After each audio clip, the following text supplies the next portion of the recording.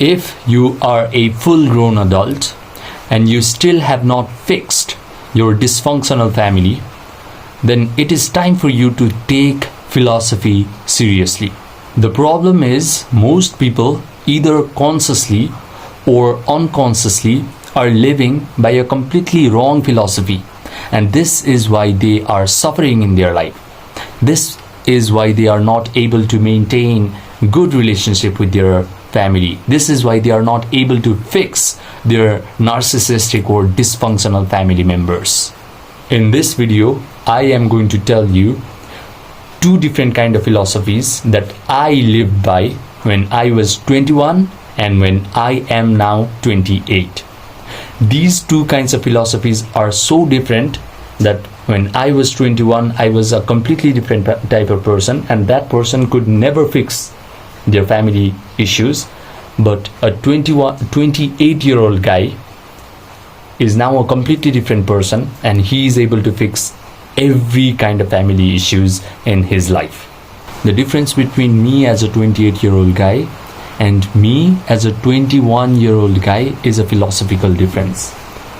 The 21-year-old me believed that in order to become powerful, you have to be able to control every aspect of your life. But me as a 28-year-old guy, I believe that a truly powerful man has the ability to not want to control anything.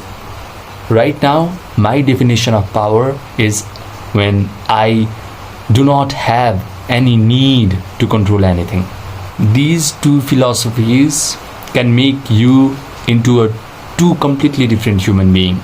If you have the philosophy that in order to become powerful, you need to be able to control everything in your life, it makes you very fighter-like. It makes you feel like you always have a chip on your shoulder. It makes you really tense. You always feel like you're in a boxing ring with your opponent and you need to be on your guard all the time. But if you have the philosophy that a powerful person is powerful because he does not have any need to control any aspect of his life, then you stop being a fighter. You actually start becoming a spectator. You actually start to become a witness. You're not in the boxing ring. You are just a witness to all the drama that happens in your life. And people think that becoming a spectator, becoming this witness is lame. People always say that this is NPC. But you are wrong. People are wrong. People are stupid. Becoming a witness, becoming a spectator is the most PC thing that you can actually do. It is not NPC, it is PC. And this sentiment is also shared by meditators and monks.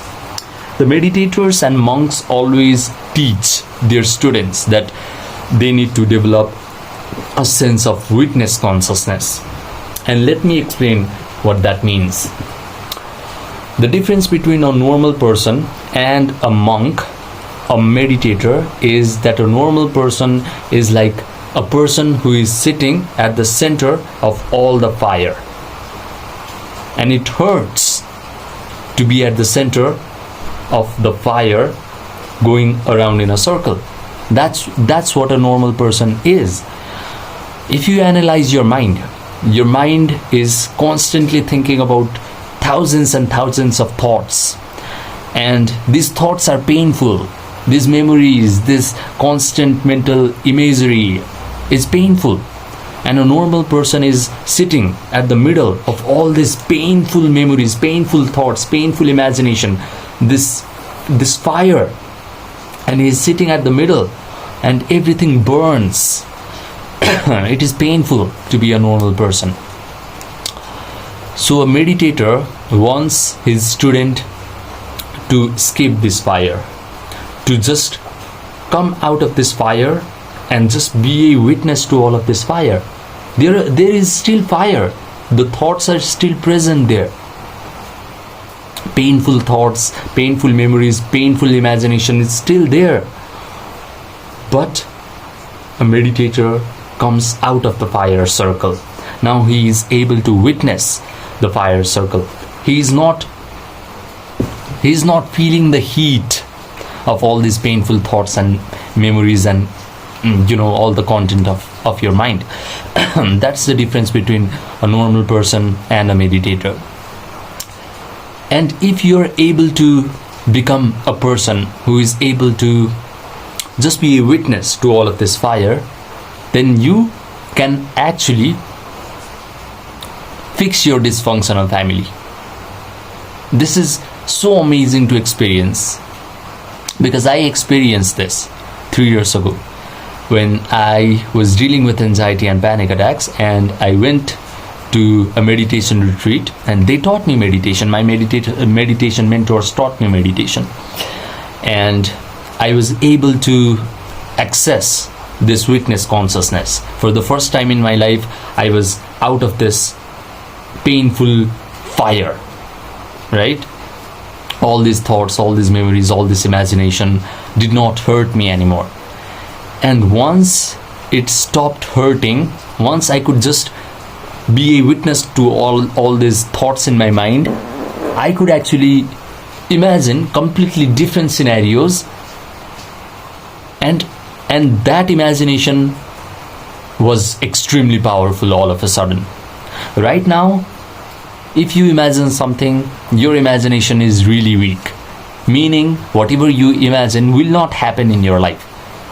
But if you can get access to this witness consciousness, then your imagination will become so powerful that it will get externalized into your physical world.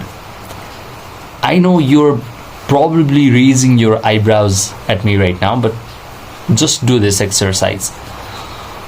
Just for 30 days, I want you to close your eyes every morning and keep your spine erect, and just place your attention gently on your incoming breath and outgoing breath. If you do this mindfulness meditation practice, then I'm sure at around 15 to 20 days you'll have a sense of witness consciousness. There will come a moment where you will feel like, oh, there are all these kinds of thoughts in my mind, but right now I'm just a witness. Right now all these painful memories, painful thoughts are not hurting me. That is the moment when you have developed witness consciousness. At that moment, I want you to start imagining that you are face to face with a family representative, and imagine that they are crying their eyes out, they are asking for your forgiveness, they are embracing you, and you are also there with tears in your eyes. I want you to imagine all of this. Imagine that you are looking at them and you're telling them, I forgive you. I did this for about 30 days, and my relationship with my dad and my maternal aunt magically improved. Because when you get an access to a witness consciousness and you imagine good things happening to you, you imagine wonderful life circumstances happening to you in your life, then you actually externalize all of this imagination into your physical world.